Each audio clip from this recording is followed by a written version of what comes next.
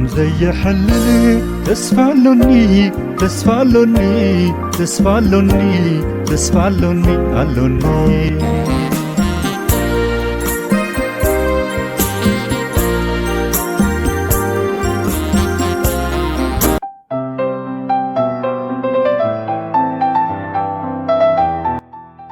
مسلا اتن عسرته دناقل وانجيل ماتيوس معراف 25 كاب حادة كساب عسرته سلسته أبز خفلي تاريخنا نركب حكينا زخنة تاريخ إذا تاريخ حسي مالتون تاريخ سمايا وحسي أمنتي تخرطو زقبر دما أب مجمرتا نايت حسي زي كونس أمود داتا نايت حسي تاريخ ببهريو بزعبا زحلفة يوززنتو أبز خفلي نرخبو تاريخ كنا بزعبا مسايو زنتو مالتون تنبيتاوي تاريخي سلازخونا دما نزخفلي تنبيتاوي تاريخ مفصمتا سماياوي حسا أمنتي كنبلون خلينا ويدما تنبيتاوي تاريخ سماياوي مرعى أمنتيون كنبلون خلينا إذا خا نتوم أب أجلجلوت زساتفو زلون زيلون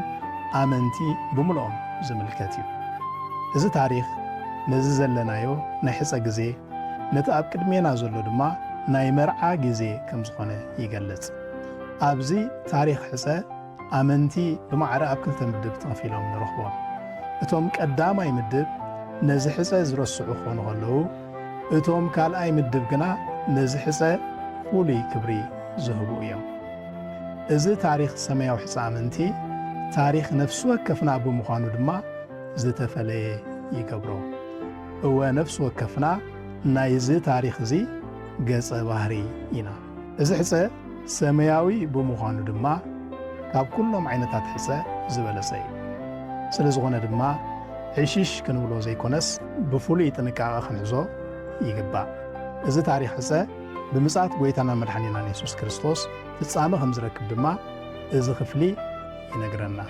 ملبمينا كخون مبقار نزي تاريخ مالتون تاريخنا كنفلطون كنقلبولون أقداسي يخون قناغة حادة صحفي سب كاب تاريخ كم زي مهار تاريخ مسكريو إلولو إذا أباهالا أبت فترة أو سب كمون أفتن حياسو دناقل حق خوينينا نرخبو لبام أماني قنا كاب تاريخ كم زي مهار تاريخ مسكريو التصحف انت خونس نتمرتنا تصحف دو يكون انزبل ابزرزر تاريخ محلف سناي مكتتان وانجيل ماتيوس معراف اسران حموشتن فقدي عدا شعو منقسط سمايات كانديلن حيزن مرعاوي كغبلا زوصا عسرت دناقل تمثل نزا فقدي اب سلسته مغيلنا كنريا صبوغي قداماي شعوب ካልኣይ መንግስተ ሰማያት ሳልሳይ ቀቀንዴለን ሒዘን መርዓዊ ክቕበላ ዝወፃ 10 ደናግል ሓደ ብሓደ ንርአየን ቀዳማይ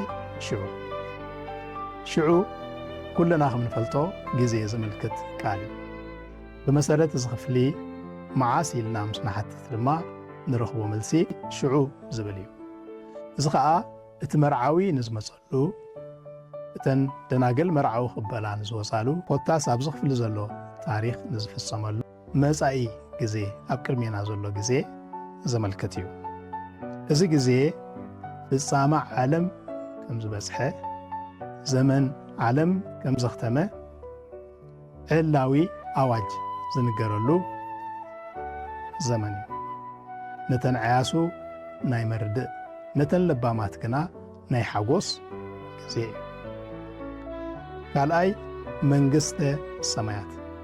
መንግስተ ሰማያት ካብቲ ሽም ከም ንርድኦ ናይ ሰማያት መንግስቲ ማለት እዩ ኣብ ሰማያት ሓንቲ መንግስቲ ኣላ ንሳ ድማ መንግስተ ሰማያት እያ እዛ መንግስቲ ትንቢት ዳንኤል ምዕራፍ 2 ካብ 44 ክሳብ 45 ከም ዝነግረና ንኹለን መንግስታት ዓለም ትጭፍልቐን ንዘለዓለም ዓለም ድማ ትገዝእን መንግስቲ እያ أكال إذا منغستي كخون እግዚአብሔር ንሰብ መዘና ዘይብሉ ዕድል ሂብሎ ሳልሳይ ቀቀንዴለን ሒዘን መርዓዊ ክቕበላ ዝወፃ 10 ደናግል።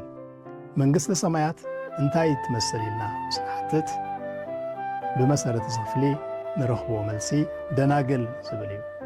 መንግሥተ ሰማያት ደናግል እያ ትመስል።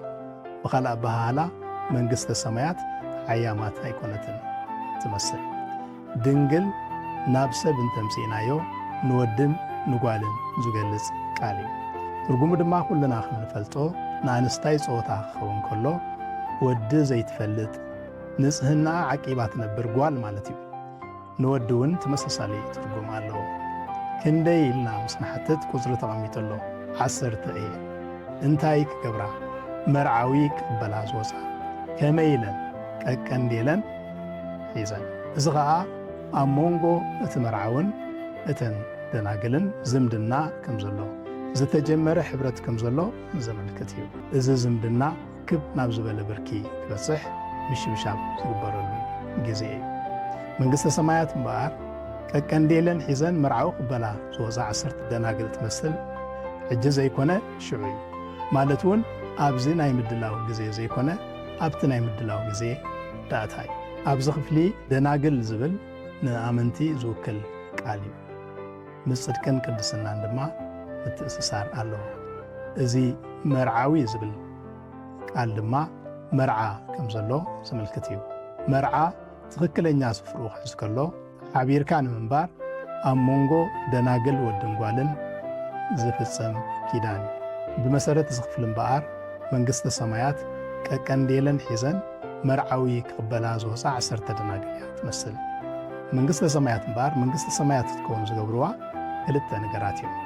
ቀዳማይ እቲ መርዓዊ፣ ካልኣይ ድማ እታ መርዓት እዮም። ሓደ ብሓደ ንርአዮ። ቀዳማይ እቲ መርዓዊ ኣብ ሰማይ ዝነብር ካብ ሰማይ ድማ ዝመጽእ መርዓዊ ኣሎ። ድንግል መርዓት ዘላቶ ድንግል መርዓዊ ንሱ ድማ ጐይታናን መድሓኒናን ኢየሱስ ክርስቶስ። እዚ መርዓዊ ካብ ሰማይ ክመጽእ እዩ። ካብ ሰማይ ዝመጽእ ድማ ኣብዛ ምድሪ ጉዳይ ስለ ዘለዎ እዩ። እዚ ማለት እዛ ምድሪ ካብ ቁፅፅር ወፃኢ ክትከይድ ኣይፈቀደን እዩ ማለት እዩ። ብመሰረት ቀለንተን ሰማይ እምበኣር ናብዛ ምድሪ ክመጽእ እዩ። ንሱ ትንቢት ዳንኤል ምዕራፍ 5 ፍቕዲ 23 ከም ዝነግረና ንእስትንፋስን ንኹሉ መንገድን ነፍሲ ወከፍ ኣብ ኢዱ ዝሓዘ ቅዱስ ጐይታ እዩ። ካልኣይ ንመርዓ ዝተዳለወት መርዓት ኣብ ምድሪ ትጸንሕ መርዓት ኣላ። ድንግል መርዓዊ ዘለዋ ድንግል መርዓት፣ ክብርቲ መርዓት፣ ብልጽቲ መርዓት፣ ዕድለኛ መርዓት። እዛ መርዓት ኣብ እዋን ንጥቀት ትንሣኤ ትረክብን ትንጠቕን ቤተ ክርስቲያን እያ። ንሳ ድማ ቅድስቲ እያ። መንግሥተ ሰማያት እምበኣር ዓብዪ ብዝኾነ ሰማያዊ ጽምብል ተዓጂባ ስነ ሥርዓት መርዓ ክትፍጸም እያ። ሽዑ ሙሉእ ብምሉእ ምግዛእ ክትጅምር እያ። ኣብዚ ክፍሊ ንረኽበን 10 ደናግል እምበኣር እታ መንግሥተ ሰማያት ክትከውን ኩላተን ብጽሒት ዘለወን ይመስላ። ከመይሲ ሓደ ደናግል እየን፣ ካልኣይ ኩላተን ቀንዴል ኣለወን ማለት እውን ንመርዓ እኹል ምድላው ዝገበራ እየን ዝምስላ። ስለ ዝኾነ ድማ ብደጊአን ርኢኻ እዚኣ ንመርዓ እኹል ምድላው ጌራ ኣላ፣ እቲኣ ግና ንመርዓ እኹል ምድላው ኣይገበረትን ንምባል ዘጸግም እዩ። ቀዳማይ ክፋል ነዚ ይመስል። ሻሎም።